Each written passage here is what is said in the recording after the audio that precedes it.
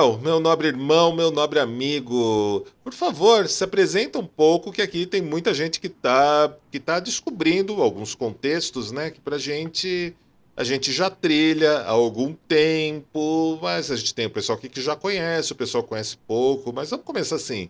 Léo Lousada, por Léo Lousada, conta um pouco de você pra gente e como você chegou nesses caminhos que, por comodidade, o pessoal chama de espiritualidade, de mística e alguns, inclusive, de magia. Conta um pouco pra gente dessa trajetória. Então vamos lá, eu venho de uma família que foge um pouco daquela coisa da tradicional família católica, cristã brasileira. Era uma família que já tinha uma abertura ali para o espiritismo, então desde criança eu frequentava centro espírita, já no começo da adolescência alguns centros, alguns terreiros de umbanda, e aí na minha adolescência eu fui iniciado na primeira ordem iniciática, que é uma ordem paramaçônica, é a ordem Demolei, e ali eu sempre brinco que o Demolei abriu as portas para drogas mais pesadas, porque aí eu fui sendo iniciado em outras ordens, fui estudando várias tradições diferentes, e aí fui estudando essa coisa que a gente chama meio escondido de ocultismo, chama de magia. Então, trilhei vários caminhos, fui iniciado em muitos lugares diferentes, e depois de muito tempo estudando, desde de sei lá, acho que desde que eu me conheço por gente, eu estudo essas coisas, que eu aprendi a ler. Então, depois de muito tempo estudando, há uns 5 anos atrás, um amigo meu me convidou para montar um canal no YouTube, a gente montou um canal, e é um canal que vem aí há 5 anos falando de religião, de história, de mitologia, de magia, de ocultismo, de hermetismo, que eu acho que vai ser um dos temas que a gente vai mais falar aqui hoje, e acabou se tornando uma referência dentro do cenário, esse canal, do cenário brasileiro, para uma série de públicos, e foi uma surpresa, uma grata surpresa que um canal com esses temas tivesse crescido tanto. A gente está quase aí para bater, agora em abril de 2021, está quase para bater 400 mil inscritos no canal, que é muito legal para um canal que fala desses temas. E já tivemos o prazer de vários entrevistados lá, inclusive o senhor já nos deu o ar da graça lá uma vez para falar desse mundo vampírico, né? Uhum. Absolutamente. Foi uma das entrevistas que eu mais gostei de participar. E, cara, você e o Bruno são ótimos. Eu me senti muito acolhido, muito à vontade lá com vocês. O que é assim, Que bom, cara. eu sou um pouco mais fechado, um pouco mais blindado, né, muitas vezes. Mas lá foi uma entrevista muito legal. Foi assim, muito mais que uma entrevista. Foi um encontro ali com vocês muito, muito bom. Eu gostei demais. Cara, eu acho que esse é um grande lance que a gente tem lá de receber bem os nossos convidados, de fazer ser um bate-papo, de ser um negócio descontraído. A gente respeita demais todo mundo que vai lá, então acho que isso faz diferença, cara. A gente respeitar o trabalho das pessoas, ter um pouquinho de respeito por tudo que elas fazem, o que elas entregam de conteúdo, faz toda a diferença pra gente. Uhum. Cara, e o conhecimento da humanidade é uma referência absoluta nesse segmento, né?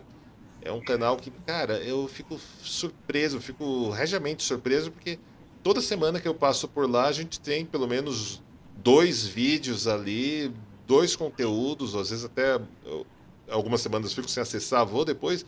E, cara, sempre conteúdo bom, sempre conteúdo que vai mexendo com a gente, trazendo informação, levando a gente, tirando a gente daquelas certezinhas, daquelas convicções absolutas de eu acho que já li tudo sobre aquilo. Cara, você e o Bruno conseguem achar umas fissuras nos livros, darem umas voltas ali que vocês revivem muito assunto legal ali. Eu aprecio bastante, e indico para vocês aqui do Acesso Redvamp, vocês que sempre estão aqui com a gente, é muito bom. E agora, Léo, aquela pergunta, né, que você já você deve estar não cansado de responder, mas assim como vampiros são sempre o tema inescapável para mim, esse também é um dos seus. Léo, o que é o hermetismo? Ah, vamos lá. Então, o hermetismo ele é uma filosofia. Então isso é importante, porque ele não é nenhuma religião, nenhuma crença, nenhum dogma. Ele é uma filosofia que ele tem uma origem que é um pouco incerta. Ele tem uma origem lendária e uma origem histórica. A origem histórica vai datar ali do século II depois de Cristo, num um compêndio de vários textos que os gregos traduziram do egípcio para o grego, e que os gregos apelidaram esses volumes, chamaram esse corpo da filosofia hermética de corpus hermeticum. Então, esse é o primeiro compêndio de textos que a gente vai ter. Durante a Idade Média, vai aparecer a Tábua Esmeralda, que é uma tábua que contém uma poesia, vamos dizer assim, que tem algumas leis ali do hermetismo, e o hermetismo vai acabar influenciando e sendo influenciado por outras filosofias, como o estoicismo, como o neoplatonismo. Então ele vai permear essa história, né? O neoplatonismo vai estar nascendo ali mais ou menos na mesma época, alguns anos depois. Então ele vai estar permeando isso, e quando tem a virada do século XIX para o século XX, vai ser publicado um livro chamado Kybalion, que é um livro que trata dos 7 princípios herméticos. Ele é um livro que vem com uma influência muito forte de algumas escolas de pensamento que existiam ali na época, de Anil Todd, enfim, algumas escolas de pensamento. Então, assim, ele vem com uma carga dessas escolas de pensamento, mas vem ali também com uma alma meio hermetista, vamos dizer assim. Depois que a gente começa a aprofundar nos estudos herméticos, a gente chega nos papiros mágicos gregos, que são papiros que ensinavam a fazer ali magia do dia a dia, simpatias do dia a dia, muito voltadas ao hermetismo. Então, o hermetismo, na verdade, é uma filosofia que propõe que você entenda que existe uma divindade. Essa divindade se apresenta no nosso mundo através de uma consciência, e que tudo se manifesta através dessa consciência, que você é um co-criador dessa realidade. E como co-criador, tudo que acontece nessa realidade é co-criação sua. Ou seja, você também é um reflexo daquilo que acontece com você à sua volta. Então, tudo que acontece fora, acontece dentro. Né? Um dos axiomas herméticos é: o que está acima é como o que está abaixo. Então não é igual, mas é como, é análogo. Então isso traz para a gente alguns entendimentos de que aquilo que a gente enxerga fora é muito parecido com aquilo que a gente tem dentro. Aquilo que a gente vê em cima, os segredos das galáxias, dos universos, é muito parecido com o que a gente vê no funcionamento das coisas aqui na Terra, no mundo mundano. Então esse é um bom resumo do que é o hermetismo. Lembrando, é uma filosofia, não é uma religião, apesar de muitas ordens iniciáticas no Ocidente e de muitas religiões se valerem dos conceitos herméticos para poderem construir os seus dogmas, construir suas liturgias. Caramba, é um tema muito mais amplo, muito mais vasto. E, Léo, quem é esse Hermes? É um deus? É um profeta? Foi um grande mestre, um grande sacerdote? Quem é esse Hermes para os hermetistas? Então vamos lá. A gente tem. A gente sabe que muitos gregos frequentavam as escolas iniciáticas egípcias. A gente sabe que Pitágoras era um nome iniciático, Aristóteles, Platão, todos eles nomes iniciáticos. E era muito comum que os gregos fossem para o Egito aprender, e depois com o helenismo, né, que o Egito vai virar vai fazer parte do mundo helênico depois de Alexandre o Grande. A gente sabe que esses conhecimentos começam a ser levados do Egito para a Grécia e começam a ser traduzidos, e uma cara de conhecimentos gregos começam a ser dados a esses conhecimentos egípcios. Então, teoricamente, esse conhecimento teria vindo de um deus egípcio, que é o Tote. Esse deus pode ter existido enquanto um ser humano que foi deificado, ou seja, assim como Imhotep, que 23 séculos depois da morte dele foi considerado um deus para os egípcios, talvez o Tote tenha sido um sacerdote, alguém nesse nível que foi deificado. Ou ele era o deus Tote, simplesmente, e as pessoas do Egito naquela época receberam essa filosofia, e aí essa filosofia acabou indo para os gregos, e os gregos fizeram um sincretismo de Hermes com Tote. E aí vai nascer uma entidade sincrética, que seria a entidade que vai transmitir esses conhecimentos para a humanidade, que é Hermes Trismegisto, ou Hermes o 3 vezes grande, porque ele é o detentor do domínio das 3 grandes artes da antiguidade. Então, esse Hermes, ele é a figura divina que vai passar essa filosofia para a humanidade. Uhum. Fascinante, fascinante.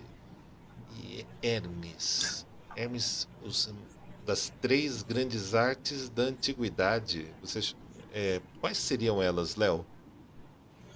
A gente tem algumas versões disso, né? Mas uma das versões mais aceitas é que a primeira seria a magia, a segunda seria a geometria e a terceira seria a linguagem.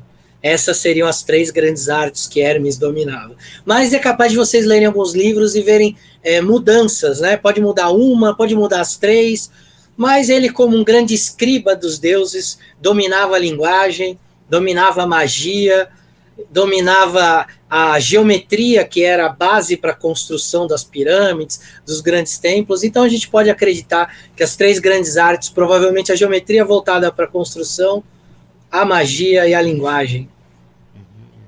Uhum.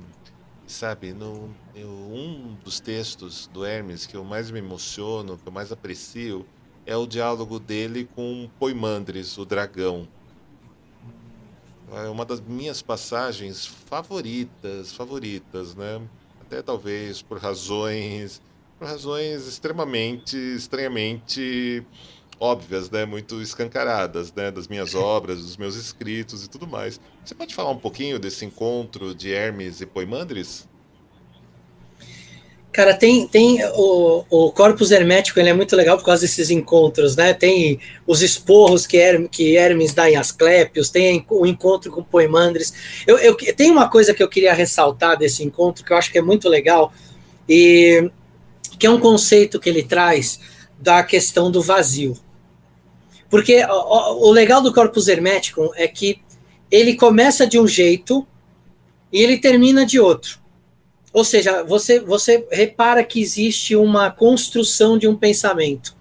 O próprio entendimento de como é essa divindade, ora é um ser divino, ora é uma consciência que se manifesta dentro do nosso mundo, chamada de nous, e essa consciência vai influenciar os neoplatônicos, que vai influenciar a ideia do demiurgo, enfim, aí é um caminho aí que a gente vai embora.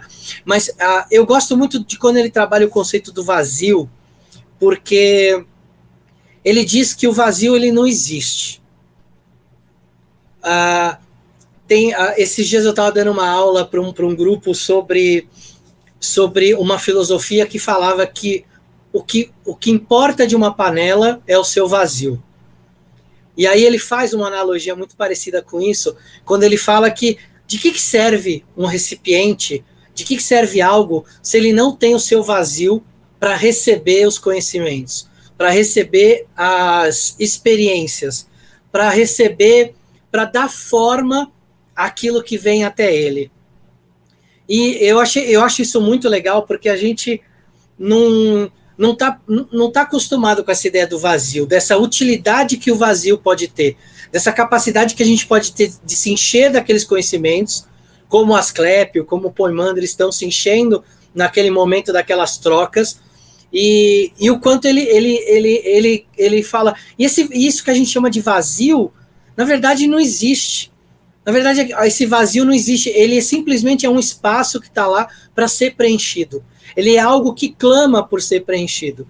E se você não entender que esse vazio tem uma função, e a partir do momento que ele tem uma função, ele deixa de ser ele deixa de ser um vazio, deixa de ser um nada. Se você não entender isso, talvez você nunca esteja aberto para receber nenhum tipo de conhecimento. Eu acho essa passagem sensacional, porque ela nos chama muito a nossa capacidade, uma capacidade que eu acho que a gente está perdendo ultimamente, que é de ouvir. A gente já está ouvindo muitas vezes as pessoas pensando no que a gente vai responder e nem acabou de ouvir. A gente não se coloca num estado de vazio para receber esse conhecimento, experienciar esse conhecimento, e aí depois de se experienciado a gente devolver uma resposta. E eu acho que é muito isso que a gente vê no livro, porque o livro fala o tempo todo de diálogos. E eu acho que essa é a grande sacada ali do corpus hermético. É a hora que um se abre para deixar o outro falar, e aí faz uma pergunta em cima daquilo que veio, e aí eles vão construindo uma relação ali de mestre e aprendiz, onde na verdade nós somos o aprendiz, porque os dois fazem o papel de mestre, nos ensinando ali os grandes segredos, as grandes ideias, as grandes filosofias. Então, não, esse diálogo com o Poimandres é muito bacana, tem ali uma pista muito grande do entendimento de como é que as coisas físicas funcionam, de como as coisas se manifestam no mundo físico, de como a gente percebe os sentidos. E é uma das minhas partes preferidas, e eu gosto muito também do diálogo com as Cleps, que é ali a hora que o Hermes sai distribuindo hermenêutica, dá com pau para as Cleps, aquela parte é muito boa também. É vero, é vero. Ô, Léo, aqui teve uma pergunta aqui do nosso integrante aqui do Círculo Strigoi, o integrante do Círculo Strigoi, nosso apoiador aí da Carmila, o glorioso doutor Dylan Pegoretti. Ele pergunta se o éter e o vazio seriam a mesma coisa. Em algumas tradições, sim. A gente vai entender que o éter e o vazio são a mesma coisa. Mas, em geral, não.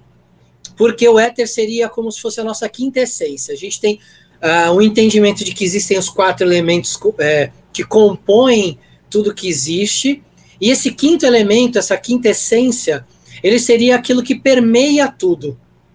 Então ele não seria um vazio no sentido de que ele está esvaziado de algo, mas ele seria como se fosse uma cola que mantém os fundamentos das coisas funcionando, como se fosse a grande engrenagem do universo, fazendo com que cada peça desempenhasse a sua função sem que as coisas acontecessem ao acaso.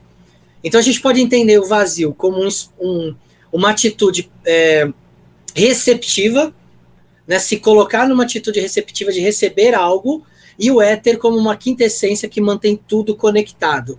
Isso para o Ocidente é uma tradição mais comum, é um entendimento mais comum. Para o Oriental, a gente tem algumas tradições que vão considerar que esse éter é o vazio, é o estado de...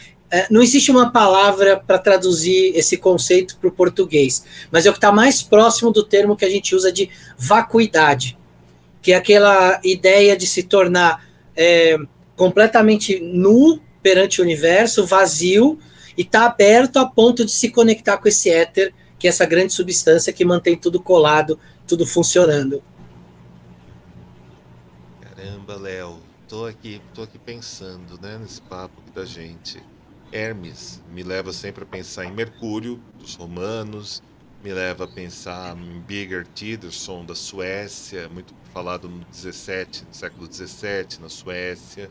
Me faz pensar, de certa maneira, em Buda, me faz pensar em Exu, em deuses psicopompos, que fazem ligações, né? Embora o termo muitas vezes seja usado para uma ligação com o mundo dos mortos, mas a ideia de um deus, de uma deidade, de uma força mensageira que integra o que o Mircea Eliade chamava da realidade ordinária, a realidade não ordinária, me é muito cara e me é fascinante. E eu vi que recentemente você fez um vídeo que eu devo dizer que tá foda, cara, tá maravilhoso, sobre senhor muito distinto do Oriente Médio, se eu não estiver muito enganado, Oriente Médio, já ali caindo um pouquinho ali para os lados asiáticos, chamado Enoque. Vamos falar, eu vejo assim, eu vejo algo assim, uma certa similaridade, não nas histórias, mas das funções, né? Você pode contar um pouco pra gente sobre Enoque? Posso sim. A humanidade tem um arquétipo do grande mensageiro, do grande ser que torna tudo inteligível, que consegue transitar entre todos os planos. Então a gente tem a figura do Exu, que é esse cara que vai até as energias mais densas, até as mais sutis. A gente tem o Hermes, ou o Mercúrio, né? Grécia, Roma, aquele cara que era o único que podia entrar no Hades e sair, que era o lado mais profundo, né? E como a gente está falando de coisas simbólicas, mitológicas, a gente está falando de alguém que tem a capacidade de ir do mais profundo do inconsciente ao mais sutil do mundo espiritual. E o Enoque, ele acaba sendo apresentado dentro de uma mitologia como alguém capaz de fazer isso.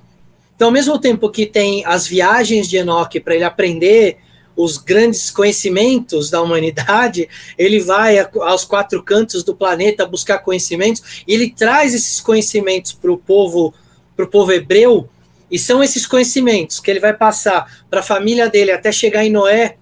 E quando Noé constrói uma arca era um local onde os hebreus guardavam conhecimento. Então, aquele símbolo da arca de Noé com os animais é o conhecimento que Enoque trouxe para que a família dele conseguisse resgatar e manter esses conhecimentos guardados de agricultura, de linguagem, de geometria, de escrita. Cada casal de animais ali representava um desses aspectos que eram as ciências sagradas para eles. E quem foi o cara que fez esse trânsito? Foi o Enoque. Então, ao mesmo tempo que o Enoque era o cara que tinha esse trânsito de poder ir lá para cima, de descer, ele era o cara também que podia transformar isso numa linguagem que fosse compreendida por todos. E aí, no fim da vida dele, ele não morre, né? Ele é elevado Deus pega ele e fala, não, você não vai morrer, vem comigo aqui. Você está com 365 anos, está na hora de você subir para o céu. E em algumas versões da história dele, ele se torna a boca de Deus, se torna o anjo Metatron. Então tem mais uma conexão aí de Enoque com esse arquétipo, porque Metatron é a linguagem de Deus, é a fala, né? É aquele que traduz as ideias de Deus em algo que seja compreensível para nós humanos. E aí Enoque assume mais uma vez aí esse papel de ser o grande interlocutor, o grande escriba, a grande pessoa que torna inteligível aquilo que vem do divino. Uhum. Que jornada. E cara, que jornada que a gente está tendo o privilégio, a oportunidade da gente poder fazer hoje aqui com você, Léo. E quando a gente fala do Enoque, invariavelmente a gente daí faz um salto, né, de uma milhagem e tanto de anos, né, e a gente cai na Inglaterra, né, do tempo da Rainha Elizabeth I, e a gente lembra de outros dois jovens, né, de outros dois jovens místicos daquele tempo, né, o Dr. Johnny Dee e o seu parceiro Edward Kelly, quando eles vão reviver essa mítica do Enoque através do chamado, né, do alfabeto enoquiano, que hoje a gente chama também de magia enoquiana, que ao mesmo tempo tem mais um certo tom adjetivo, né, quando eles usam esse enoquiano, não é verdade?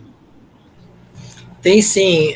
É muito interessante essa história, porque é um sistema de magia que os dois desenvolveram com uma linguagem e que a Golden Dawn acabou trazendo isso para dentro dela, enquanto ordem iniciática, e acabou popularizando o enoquiano como algo utilizado em muitas ordens ocidentais. E é muito legal porque o John Dee e o Edward Kelly, eles não tinham muita noção do que eles estavam fazendo no início. O John Dee conheceu o Kelly era um grande médium, ele falou, pô, vamos trabalhar junto? E eles começaram a acessar os espíritos, e de repente eles começaram a perceber que eles estavam acessando alguns espíritos meio diferentes, que não eram espíritos de pessoas desencarnadas, eram espíritos que se apresentavam como energias de consciência superior. E aí a gente está lidando com o John Dee, que era astrólogo da corte inglesa, o Kelly, que era católico. Qual era o símbolo mais próximo para tentar interpretar essas consciências superiores? Eram os anjos. E aí eles começaram a cunhar, dizer, a gente está conversando com anjos. Esses anjos seguem uma hierarquia diferente, tem um sistema próprio para evocar esses anjos, e de repente, em algum momento, eles viraram pro... Eles, entre eles, falaram, quem foi o último cara que a gente lembra que conversou com os anjos, ou que foi o primeiro? E aí eles lembraram de Enoque.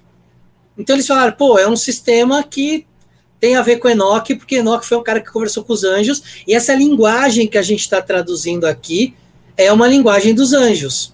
Então, depois, as pessoas que acharam os escritos com o tempo, elas é que fizeram essa correlação de, olha, pô, eles estavam falando que isso aqui é a linguagem dos anjos, Enoque era o cara que falava com os anjos, vamos batizar esse sistema do Dee e do Kelly como magia enoquiana.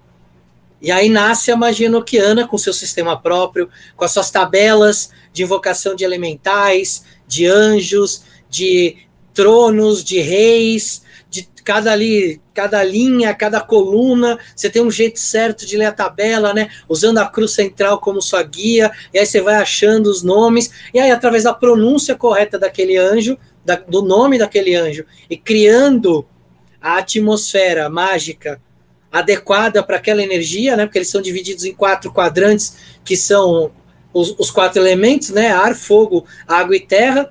Então, se você monta ali uma boa estrutura de uma magia da terra, com o círculo, com o triângulo, você traz ali, coloca os símbolos enoquianos, usa as palavras corretas e o ritual correto, você consegue evocar o anjo ali para conversar com o anjo.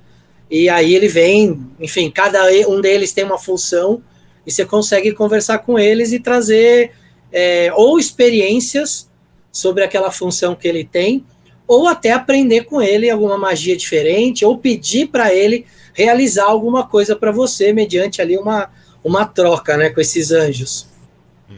Caramba. E Léo, a gente fala dos anjos, né?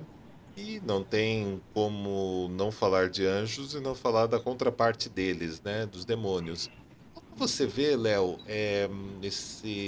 como você vê a chamada magia dos grimórios ali da Idade Média, a Goécia que também vai andar, vamos dizer, vai andar em paralelo. De um lado está o Enoquiano, do outro está o pessoal que vai desenvolver, que vai ali experimentar a arte goética. E você pode contar um pouco pra gente desse outro lado também presente da magia? Essa chegada, essa ideia de demônios, vamos começar pelos demônios.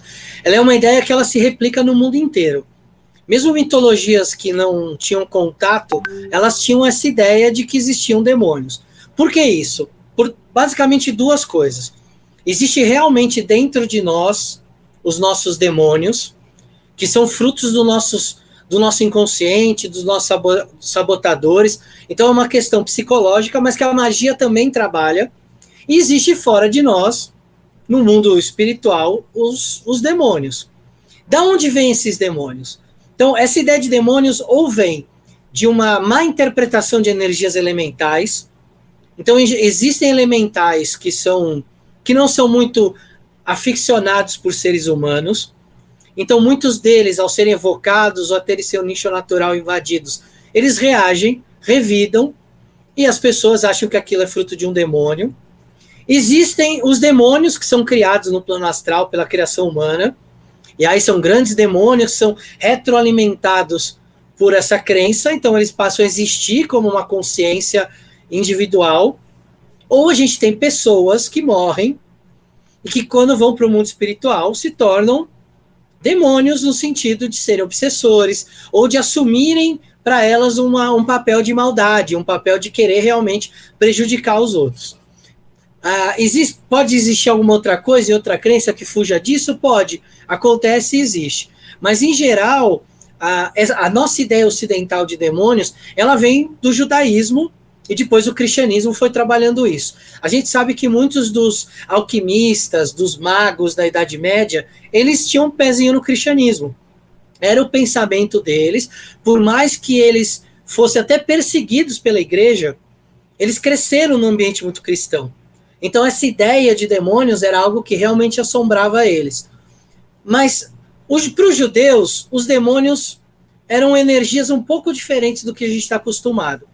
Os judeus, eles entendem que Deus criou tudo. Que não existe mal, porque Deus criou tudo. Então, o que é um demônio para um judeu? Ele é uma energia que Deus criou para nos desafiar em algo. Então, vou dar um exemplo clássico.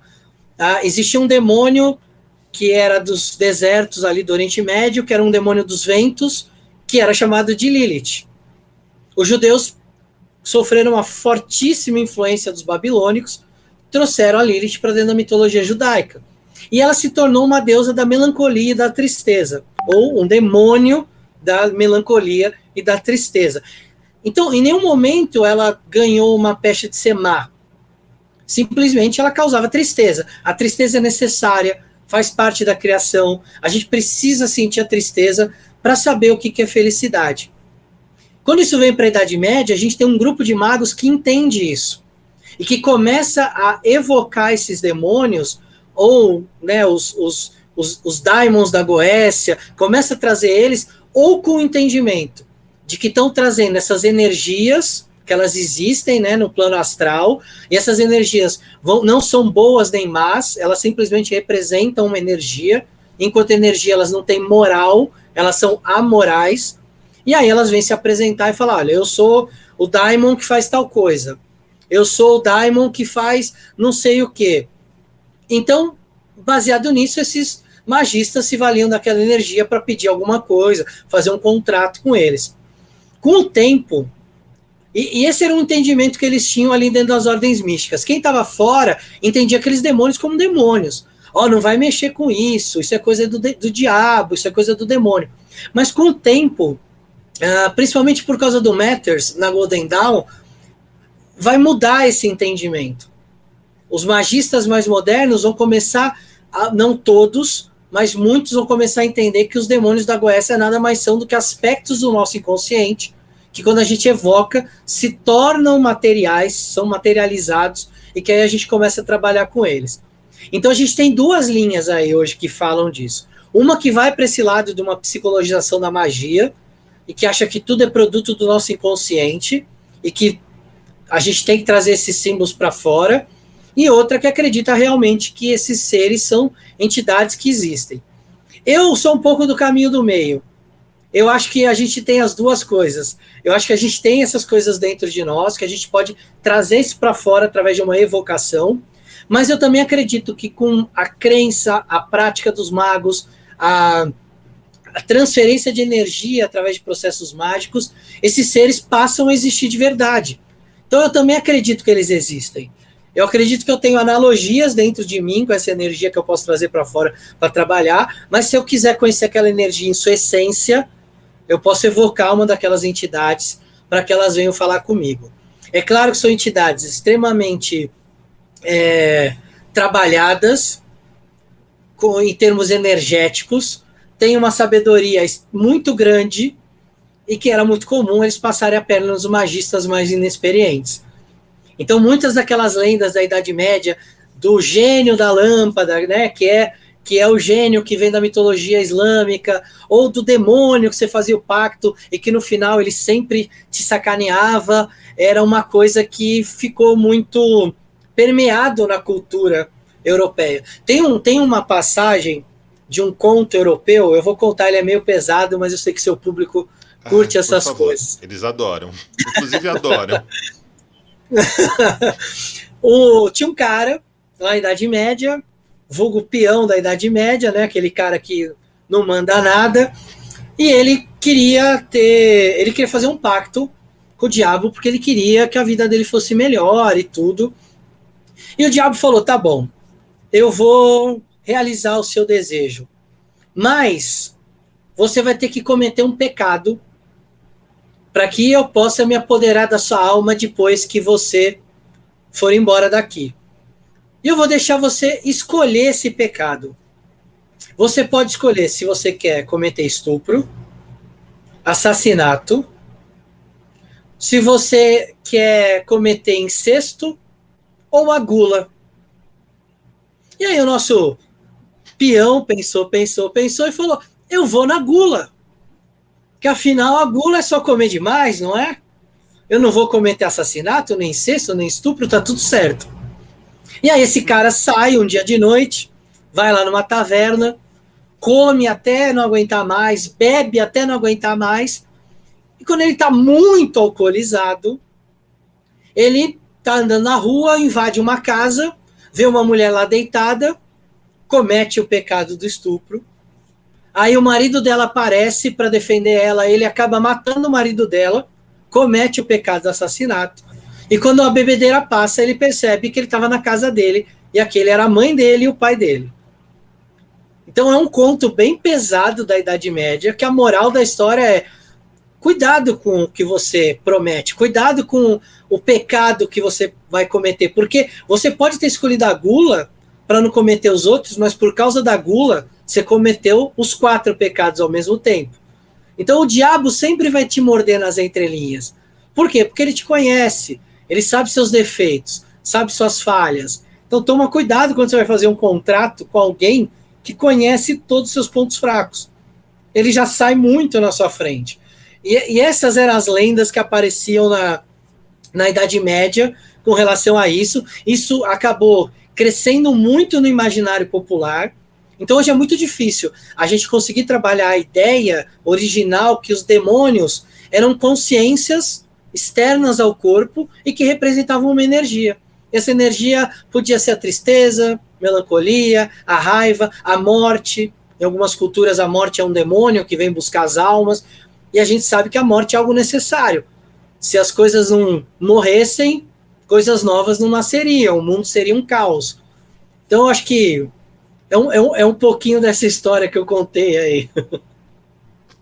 Fascinante, Léo, fascinante fazer essa jornada aqui através do tempo, do imaginário e dos conhecimentos da humanidade junto contigo, meu irmão. E aí a gente chega num momento, né, final do século XIX, Londres, Londres e Inglaterra, né, onde o sol nunca desce, pois as terras do Império Britânico e os povos sobre a sua égide, sobre o seu manto, estavam aí por quase todos os continentes, não é verdade? E lá uma ordem, seria incorreto dizer, talvez, paramaçônica ou muito próximo, com integrantes que eram membros também da maçonaria, se organiza, chamada Golden Dawn. Ao mesmo tempo, mais ou menos na mesma época, também a teosofia da Madame Blavatsky chegava nos Estados Unidos e também começava a trazer, criar uma ponte entre a sabedoria do Oriente e o mundo, mas em especial na Inglaterra, a Golden Dawn acaba jogando um jogo arriscado, perigoso, tal como os truques de um ilusionista, verdadeiramente expostos na mesa e fazendo uma grande releitura, reinterpretação da magia de todas as épocas, até de alguns temas, como a gente mencionou aqui. Você pode falar um pouco para a gente dessa influência da Golden Dawn, essa releitura, essa reinterpretação que a Golden Dawn vem a oferecer para a magia ali na virada do 19 para o 20? Muito legal, cara. A Golden Dawn, ela é a responsável por a gente ter hoje tantas vertentes de magia e até algumas religiões. Você tem um período muito fechado das ciências ocultas, porque se você colocasse a cabeça para fora, você ia parar numa fogueira por causa da igreja. Então imagina, se você tem cientistas que eram cristãos, como Galileu, Copérnico, Giordano Bruno, que por causa das suas teorias de terra redonda, de galáxia heliocêntrica, ou sistema solar heliocêntrico, né? Eles quase foram parar na fogueira. Imagina alguém que ia lá no meio e falar que, gente, demônio não é o diabo, demônio é só um aspecto ruim da natureza que a gente precisa vencer. Essa pessoa ia para a fogueira na hora. Então, muitas ordens começaram a nascer e as coisas ficaram muito fechadas. No século XIX, século XVIII, XIX, a gente vai ter alguns livros começando a aparecer. A gente tem os manifestos Rosa Cruzes, né? No século XVIII. Aí a gente tem os livros que vão vir de Papy, Elifa Levi, as ordens que vão ser fundadas na França, mas ainda muito secretas. E de repente aparece ali uma conjunção de um monte de personalidades que vão acabar confluindo para uma ordem que está começando a aparecer, que é a Golden Dawn. E aí a Golden Dawn vai acabar se tornando uma grande referência. O que a Golden Dawn vai fazer? Ela vai pegar... ela tem uma origem lendária também, né, de manuscritos que são encontrados com as grandes lições, mas na prática ela vai juntar um monte de adeptos de ordens diferentes, com conhecimentos diferentes, vai trazer esses caras para dentro e vai falar, gente, vamos adaptar isso para uma filosofia que vai funcionar desse jeito. Então, por exemplo, o ritual menor do pentagrama, que é um ritual que todo telemita conhece, muitos magos conhecem, que é um ritual de banimento, O ritual menor do pentagrama, ele era um ritual hermético, que está num dos pergaminhos gregos, mas ele foi mudado, transmutado pela Golden Dawn para se adequar à sua filosofia. E a Golden Dawn fez isso com várias coisas. Né? Então, ela traz o enoquiano para dentro, ela traz a meditação em determinados símbolos para dentro da ordem, ela vai trazer cabala, ela vai trazer alquimia, ela vai trazer astrologia. Então, ela vai pegar uma série de ciências ocultas do Ocidente, vai beber na fonte do Oriente também, porque nessa época estava muito na moda. Veja-se, como você mesmo disse, a Blavatsky, que foi buscar no Oriente as ideias da teosofia, o próprio Crowley, que vai ser um cara que vai fazer parte da Golden Dawn, vai buscar a yoga no Oriente para criar a yoga do Ocidente. Então a gente tem uma influência muito grande do Oriente lá dentro também. E eles vão fazer várias adaptações de sistemas mágicos já existentes. Por exemplo, uma das grandes mudanças que eles fazem, que vai afetar todo o sistema ocidental mágico, é a mudança do ar e do fogo. O fogo era o mental, o ar o espiritual, e eles mudam isso. Eles jogam o ar para o mental e o fogo para o espiritual. É uma mudança simbólica, mas que dentro do sistema deles, dentro da filosofia deles, acaba fazendo sentido dentro ali do que eles queriam trazer de ensinamentos. E aí o que acontece? A ordem cresce, novas lojas vão abrindo em novas cidades do mundo, até que em determinado momento existe uma ruptura. Essa ruptura tem o Crowley, né, saindo da Golden Dawn, ele acaba publicando os rituais da Golden Dawn num jornal que é público, ele abre isso para todo mundo, e depois o Crowley acaba, de forma bem resumida, indo para o OTO para fazer uma reconfiguração do OTO, fundando a Astrum Argentum, já com uma visão em cima do que ele acreditava ali que era o caminho que a Astrum Argentum tinha que seguir, e criando a Telema, né, que vem como algo recebido por ele, através de um ritual, e que muita gente hoje é telemita, segue a Telema, né, 93, o número que todo telemita adora, porque tem a ver com amor, tem a ver com o ágape, né, a energia da Telema. E aí o que acontece? O Crowley começa a ser chamado por alguns caras para ajudar a construir essas ordens, essas novos caminhos ocidentais. A OTO é um exemplo, ela já existia, mas o Crowley entra, ele acaba virando o líder da OTO e ele acaba reformulando a OTO, principalmente alguns rituais de alguns graus. A própria Wicca, que hoje é uma religião que alcança o mundo inteiro, o próprio Gartner, ele e algumas pessoas que junto com ele criaram a religião, provavelmente beberam da fonte do Crowley também. Existem algumas histórias no meio da Wicca de que eles pediram para que o Crowley escrevesse alguns rituais, algumas coisas, e aí eles receberam esses textos do Crowley, adaptaram para uma linguagem que eles queriam para a Wicca, então muito do que tem na Wicca também teria vindo dessa influência do Crowley que vem da Golden Dawn.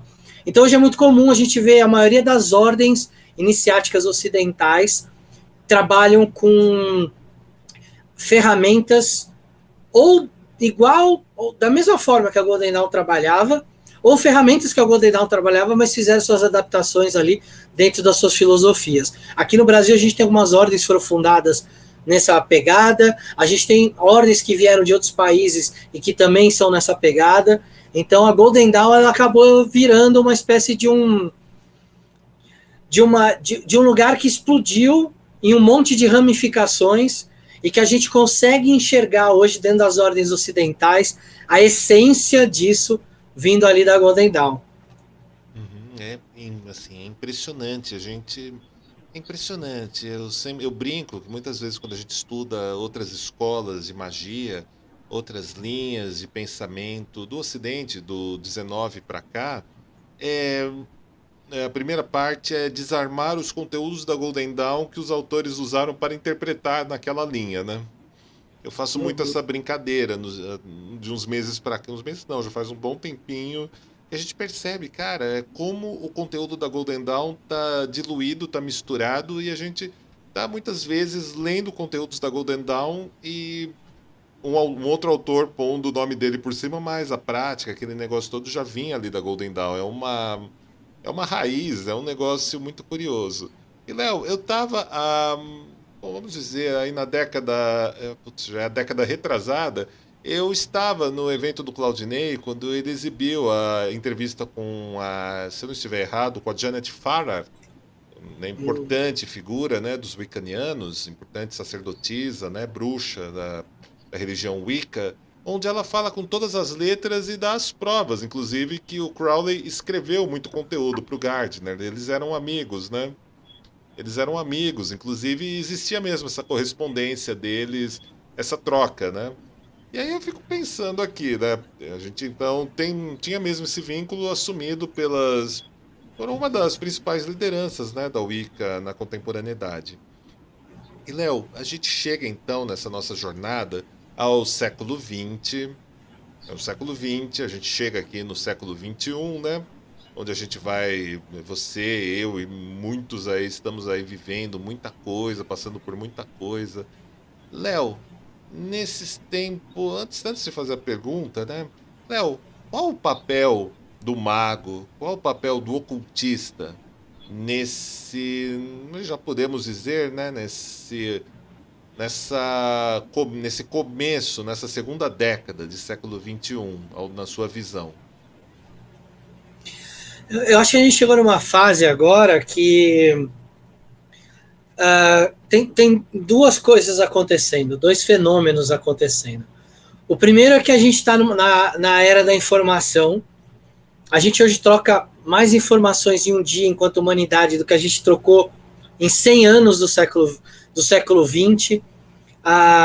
Então, como é tudo muito rápido, está tudo disponível. Mas ao mesmo tempo que está muito disponível, não está tudo compreendido. É como se você tivesse os dados espalhados, mas não tivesse a informação. Isso está fazendo com que algumas pessoas que nunca tiveram contato com as ordens, nunca tiveram um estudo aprofundado, pegassem esses dados e juntassem do jeito que elas querem. Então a gente tem muito hoje pessoas prometendo coisas ou falando de coisas que não são a realidade do que é estudado, da onde aquilo veio, como aquilo foi construído. Então, a gente tem essa parte, e aí é só você entrar na internet que você vê o quanto tem gente que mal estudou um assunto, mas vende um curso daquele assunto. Então, essa é uma questão. E a outra questão é que tem a galera que estava fechada dentro dessas ordens e começou a ver isso e falou, ok, a gente não pode sair lá e entregar tudo. Não dá para entregar vários conhecimentos, porque tem muitos conhecimentos que não estão abertos ainda para pessoas que não têm um grau de entendimento para aquilo. Né? É como se você quisesse fazer o mestrado antes de ter feito o vestibular para entrar na faculdade. Então você precisa entrar na faculdade, fazer uma pós, vai fazer o mestrado, porque as coisas vão acontecer naturalmente. Então, como a gente também não pode despejar tudo isso, a gente está vivendo uma época também que muita gente saiu de dentro desses casulos, vamos dizer assim, ocultistas, desses locais fechados, para falar um pouco de como é que as coisas são. Ó, gente, o ocultismo não é um curso de um fim de semana, é um processo de vida inteira. A magia é um processo de estudo que demanda eliminação das ilusões da sua vida, prática, estudo, teoria e prática o tempo todo. Então, assim, e não existe receita de bolo para você chegar rápido nos resultados. É tudo produto de uma musculatura mágica, algo que você tem que estudar, você tem que praticar. Então, eu acho que a gente está caminhando para algo muito bom, que é a disponibilização de informação, talvez um ocultismo que seja mais aberto, até porque a gente experimenta uma liberdade maior de poder se comunicar, de poder informar, sem passar por um crivo de uma religião ou de um Estado que possa te reprimir de alguma forma. Então a gente tem isso já é um peso enorme que a gente tira das costas, mas ao mesmo tempo a gente tem muita responsabilidade com o que a gente fala e com o que a gente ensina.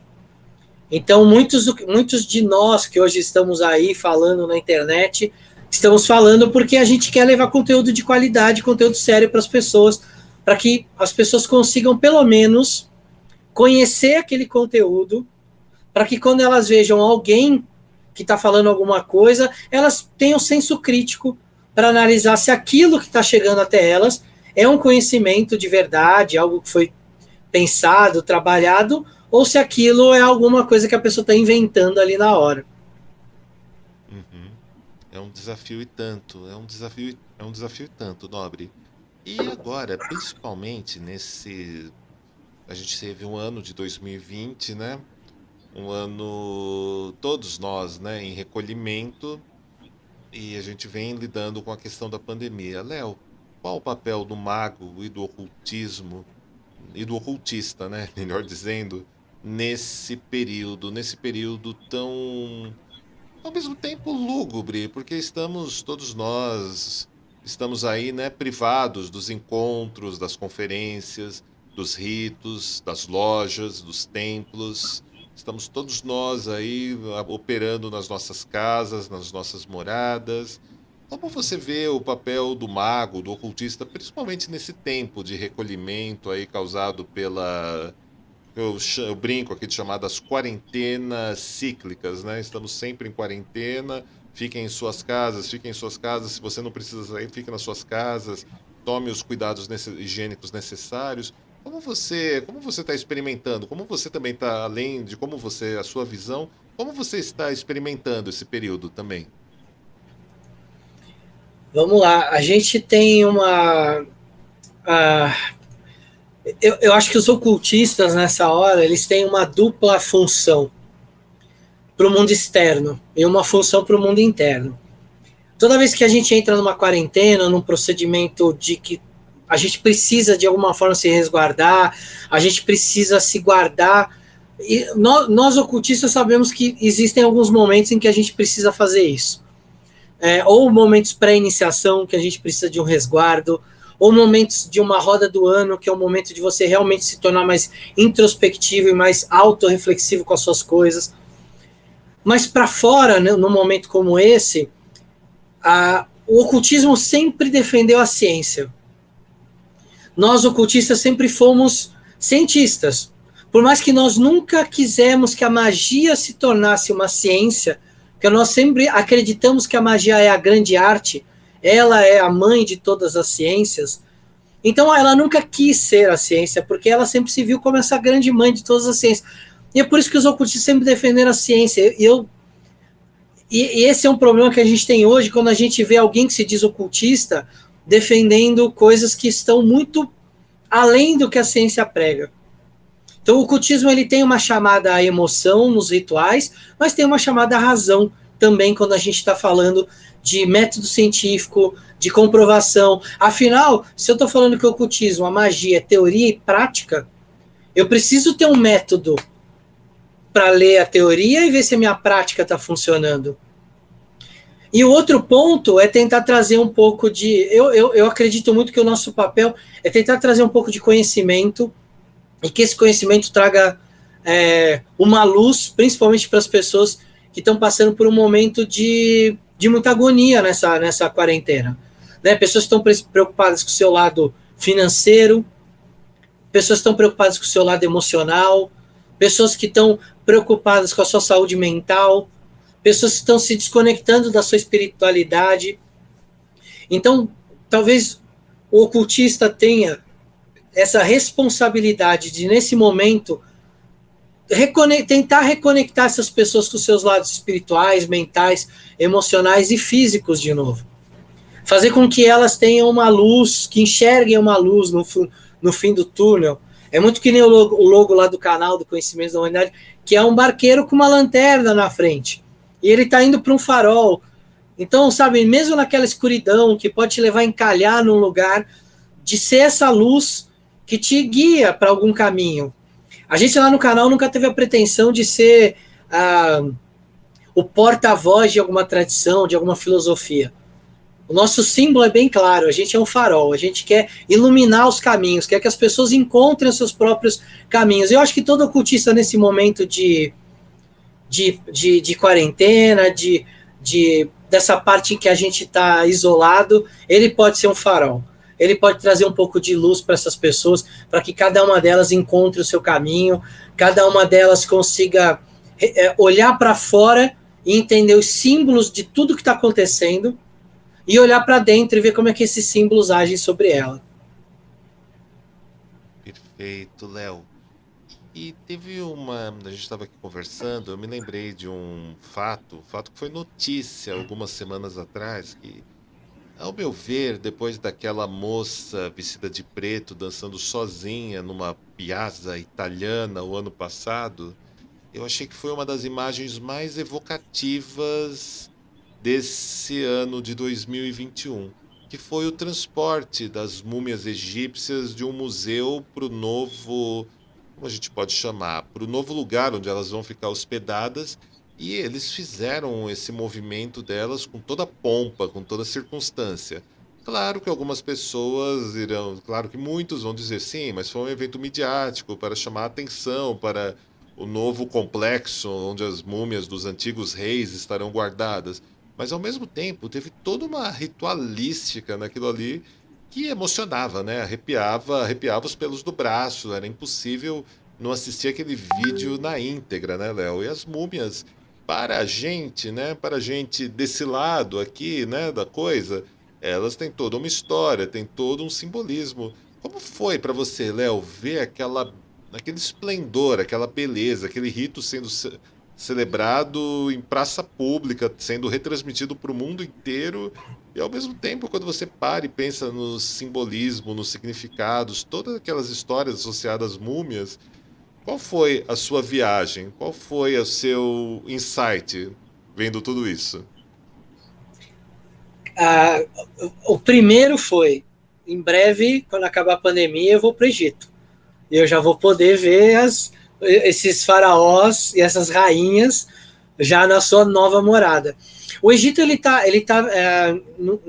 eu diria que nas últimas décadas, o Egito ele está procurando, mesmo sendo um país hoje de maioria muçulmana, mas ele está tentando resgatar suas raízes. Isso é algo turístico, eles sabem disso, isso tem um apelo turístico muito grande, mas ao mesmo tempo eles têm um respeito muito grande por essa história. Ver aquilo com tantos chefes de estado egípcios, ou de Kemet, né, que é como o Egito era chamado antigamente, né, o local da Terra Preta, né, vendo aqueles chefes de estado ganhando aquelas honras para serem transferidos de local, tem o espetáculo midiático, mas eu achei que eles foram de uma sensibilidade incrível, porque ao mesmo tempo em que eles deram as honras àqueles chefes de estado que tornaram o Egito o que o Egito é, né? Porque a gente fala de Egito porque tiveram os grandes faraós, as pirâmides, as múmias, né? Então eles sabem que a história deles ela não pode ser desconectada daquela parte onde tem as múmias. E ao mesmo tempo eles tiveram uma sensibilidade, aquelas canções, né, que foram criadas, foram cantadas, canções que estavam sendo cantadas em hieróglifo. Eram canções para Ísis, da época daqueles faraós, daquelas rainhas. Então eu acho que eles tiveram uma sensibilidade muito grande de fazer aquilo e de mostrar para o mundo, olha só, vocês fazem grandes eventos e grandes festas quando morre um chefe de estado de vocês, ou quando vocês têm um grande feriado que fazem uma parada militar de independência. Então a gente vai mostrar para o mundo que a história do mundo começou aqui. Que aqui tiveram os grandes reis, as grandes construções, o primeiro grande império da humanidade, e é isso que nós vamos mostrar para o mundo. Eu achei incrível, porque, no fim, aquilo que eles criaram foi um grande ritual. Eles ritualizaram aquilo de uma forma que aquilo transcendeu a parte de show, vamos dizer assim, de midiática. A mídia se tornou só mesmo uma mídia, um meio, para que um grande ritual egípcio de homenagem àquele povo antigo, aqueles reis, aquelas rainhas, pudesse ser transmitido e aquele ritual atingiu o mundo inteiro. Quantas milhões ou talvez bilhões de pessoas assistiram aquilo no mundo inteiro? Foi sensacional. Eu não vejo a hora de... A gente ia no passado, né? O canal tem umas excursões, a gente já foi para a Índia, ano passado ia para o Egito, tivemos que mudar a viagem para o fim do ano passado, não deu de novo, a gente mudou agora para junho, e a gente já está achando que não vai dar para ir de novo, então provavelmente vai mudar para o fim do ano, mas eu tô louco para ir e conhecer esse museu novo, que é um museu extremamente moderno, em que a gente vai conseguir ver essas figuras históricas tão de perto, que tiveram a sua tão merecida homenagem aí feita pelo governo do Egito. Uhum. É verdade, cara. Olha, depois dessa homenagem ficou difícil não ter vontade de ir lá no Egito e visitar esse novo complexo deles. Viagens, né? A pandemia mudou todos os nossos planos. A gente tem um projeto que já foi postergado para 2023, que era uma viagem ao sul da França com uma extensão até a Romênia, né? Para transitarmos pela região que foi da Valáquia, da Transilvânia, e fazemos todo um roteiro temático ao redor dos estrigóis, baseado na pesquisa do Mircea, de outros acadêmicos. E, claro, né, visitarmos também os lugares que foram da família Bassarabi, que todo mundo conhece como o Vlad Dracul e o Vlad Tepes. Esse plano foi postergado, né, para pelo menos 2023, porque tão cedo eu não vejo possibilidades, né? Os rumos são muito incertos ainda, né? E aqui, né, Léo, assim, tem muita coisa pra gente ver, muita coisa pra gente sonhar. A gente já chama os tempos pós-pandemia dos tempos da nossa nova renascença, né?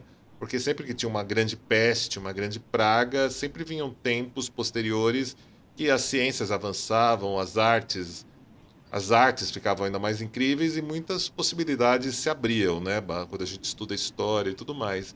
E qual a sua mensagem, Léo, para essa nova renascença, para esses tempos melhores aí, para a gente chegar neles? Como que você vê aí o melhor caminho para todos nós? Você tocou num ponto que é muito legal, né? Que a humanidade, ela quando passa por esses momentos de pandemia, quando ela renasce, ela renasce extremamente artística, né? Esse termo nova renascença acho que é ótimo para esse novo momento que a gente vai viver, porque foi o que aconteceu em todos esses períodos mais fechados da nossa história.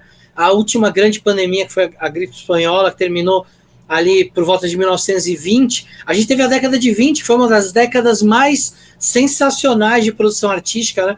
A gente teve a Semana de Arte Moderna, teve o jazz, teve um monte de coisa que nasceu naquele momento.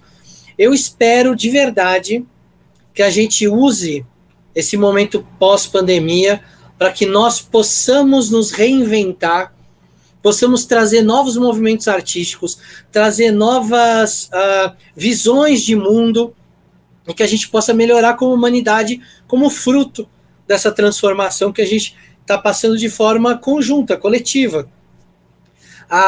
Esses dias eu estava lendo um artigo do Financial Times.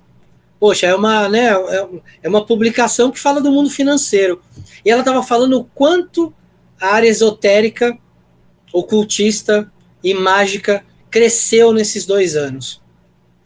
Eu, como tenho um canal que fala disso também, posso atestar, realmente, a gente deu uma crescida muito grande nesse período de quarentena, porque as pessoas que estão se guardando, se resguardando dentro de casa, elas querem ter acesso aos seus eus, às suas verdades, às suas essências, às suas capacidades criativas, e a hora que a gente puder, de novo, se abraçar, se ver, se confraternizar, se encontrar, eu acredito que nós vamos ter uma explosão cultural muito grande, e que se nós formos inteligentes e soubermos usar isso da melhor maneira possível, nós vamos ter aí, provavelmente a gente vai ter décadas falando dessa década de 20 de novo, a gente saindo de novo de uma pandemia e conseguindo produzir arte, produzindo um monte de coisas diferentes. Acredito na nossa capacidade humana de se reinventar. Eu acho que isso é uma das grandes vantagens do ser humano, é a capacidade de se reinventar, de passar por dificuldades, vencer essas dificuldades e conseguir superar isso de uma maneira que traga coisas novas, coisas criativas, coisas inventivas. Então, eu estou acreditando demais nisso, eu tenho fé na humanidade. Acho que nós podemos melhorar enquanto humanidade. Sempre bom, sempre bom de escutar, Léo. Léo, a gente está chegando aqui nos instantes finais, né, da nossa entrevista. Eu já deixo para você o convite para você participar da Vox Vampírica no podcast, né? Logo, logo a gente vai abrir a temporada de Aceito. gravações para valer do podcast. A gente fez só uma edição esse ano por questões de tempo, né? Fazer o acesso Redvamp, cuidar das atualizações do portal e produzir conteúdos toma tempo, né? Toma tempo. E a linha de frente, na parte dos DJs, da produção dos eventos, a gente tem mais gente, mas na parte de produção de conteúdo, sou eu, a Chendra e mais duas pessoas, né? Mas logo, logo você vai estar lá com a gente também no Vox Vampírica Podcast. E, Léo, Combinado. quais são os planos do Léo Losada, do Conhecimentos da Humanidade? O que vocês estão preparando aí para a gente nesse ano de 2021? Muito bom. A gente tem um sistema de apadrinhamento no canal que mantém o projeto rodando e funcionando. E aí a gente acaba entregando recompensas para esses padrinhos e madrinhas. E isso vai fazendo com que projetos acabem nascendo. A gente teve ano passado o projeto do Tarô, do Conhecimentos da Humanidade, produziu os 22 arcanos maiores com artistas diferentes. Então, e desde o começo do canal, a gente tinha várias ideias de projeto, que a gente queria que o canal chegasse num tamanho que a gente conseguisse colocar esses projetos para funcionar. Então, já existe hoje, por causa dos padrinhos e das madrinhas, um podcast original do canal. Já existe, a gente hoje solta 2 vídeos gravados, né, segunda e sexta, e toda quarta-feira tem uma live no canal, então são 3 conteúdos no canal semanais. E a gente está aí com alguns projetos de livro, jogos, as viagens, a gente já tem um monte de lugar mapeado para a galera ir com a gente, para fazer uma viagem histórica para esses lugares. Ano que vem, se tudo der certo, vai ter o projeto dos arcanos menores do tarô. Então, enfim, tem sempre alguma novidade aparecendo lá no canal. A gente vai ter alguns projetos aí em breve que a gente vai lançar. Vai vir muita coisa bacana aí pela frente. Opa, que demais. E para o pessoal entrar em contato e acompanhar as novidades, onde eles vão?